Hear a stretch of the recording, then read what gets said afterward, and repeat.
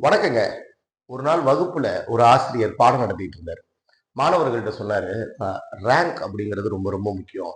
எல்லாருமே first rank வாங்குறது கஷ்டமா இருந்தாலும், முதல் 10 ரேங்க்குக்குள்ள, அதுலயும் குறிப்பா முதல் ஒரு 3 ரேங்க்குக்குள்ள எடுக்கிறதுங்கிறது ஒரு மிகப்பெரிய விஷயம். அதுக்கு முயற்சி பண்ணுங்கன்னாரு. கடைசி பெஞ்சில இருந்த ஒருத்தன் எந்திரிச்சு சொன்னான், "சார் நீங்க தான் சார் தப்பா புரிஞ்சுட்டு இருக்கீங்கன்னு." "என்னப்பா சொல்றேன்னாரு." "சார் ஃபர்ஸ்ட் ரேங்க் வாங்குறவன்லாம் டாக்டர், இன்ஜினியர் ஆகுறான். செகண்ட் ரேங்க் வாங்குறவனெல்லாம் ஒரு ஆஃபீசர்ஸ், ஐஏஎஸ் ஆகுறான்.